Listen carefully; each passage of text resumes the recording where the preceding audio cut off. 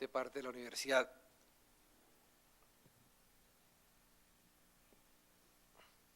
Pues para comenzar esta breve intervención, yo lo que primero me atrevo a afirmar es que dentro de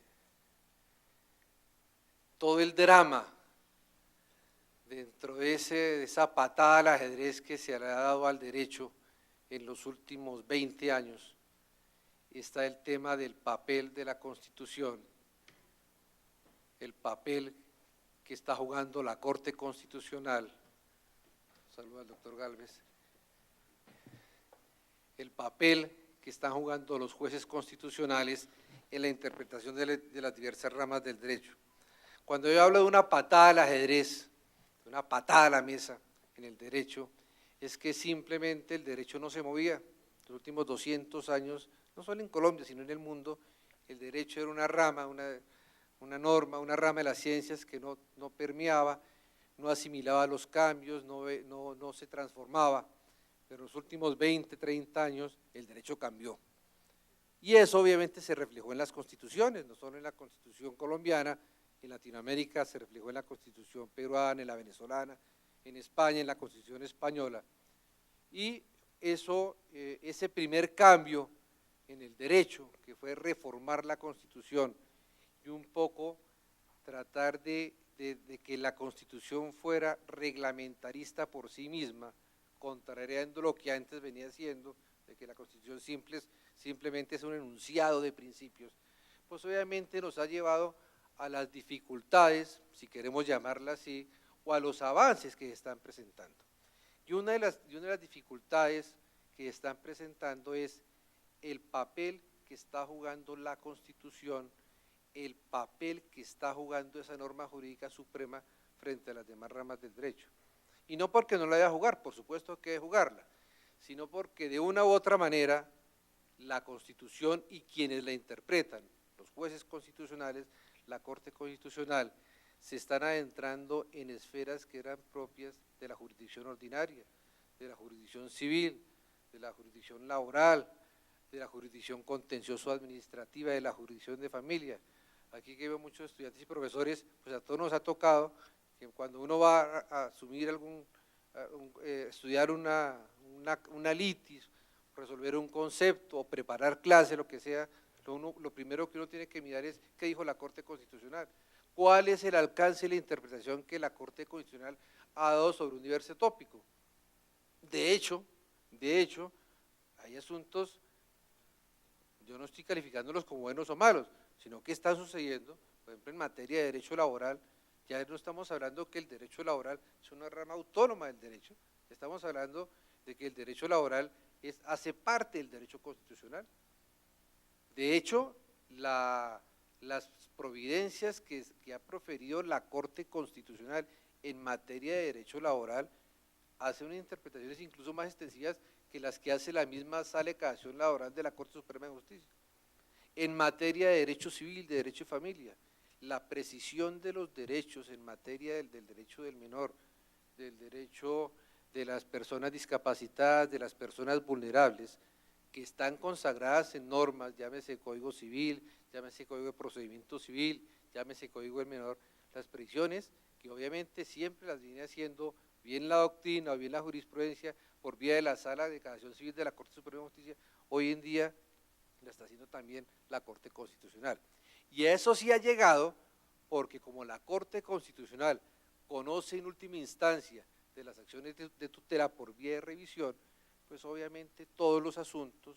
todos los litigios, todas las controversias, obviamente los litigantes lo están llevando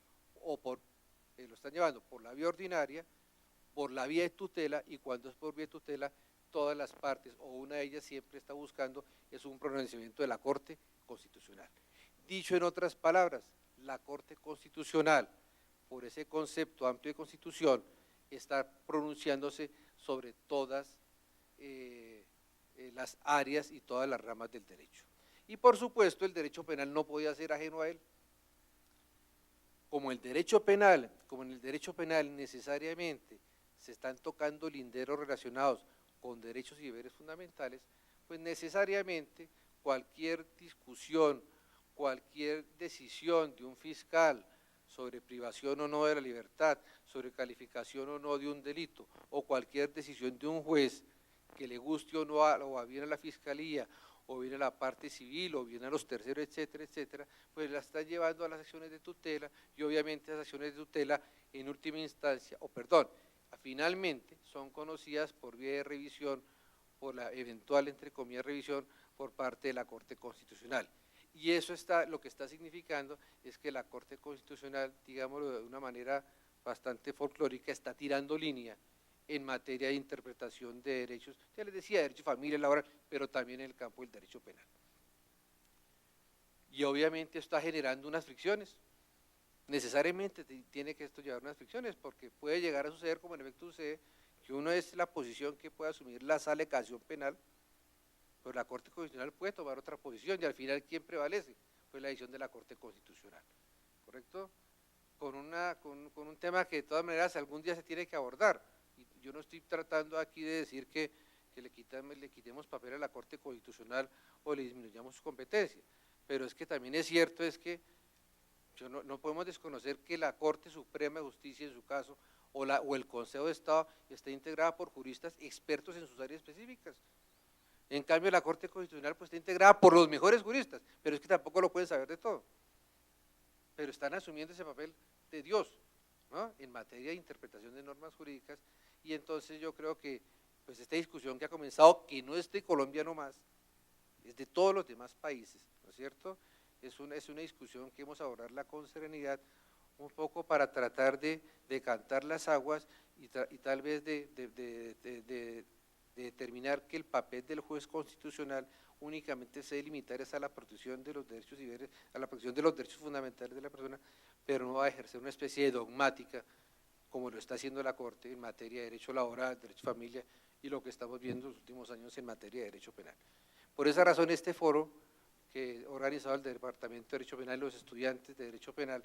me parece muy atractivo, me parece muy oportuno, me parece muy conveniente, porque la academia debe entrar a ventilar estos temas. ¿Cuál es el papel que debe jugar las Cortes, los jueces constitucionales en la interpretación de los derechos y deberes de las personas? ¿Cuál es el papel que debe jugar ese juez respecto a la interpretación de la Constitución y de la norma penal, llámese Código Penal, llámese Código de Procedimiento Penal, para efectos de que nosotros tengamos algo de los cuales hemos adolecido muchos años y que se está agravando en los últimos tiempos, que es la seguridad jurídica? Si no hay seguridad jurídica, pues no hay tranquilidad, no hay inversión, no hay desarrollo. La seguridad jurídica es un valor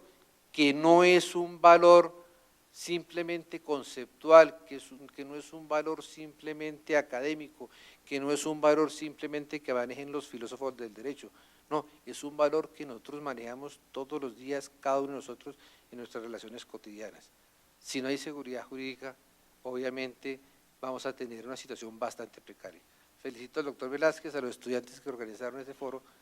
y doy por instalado este foro. Muchas gracias.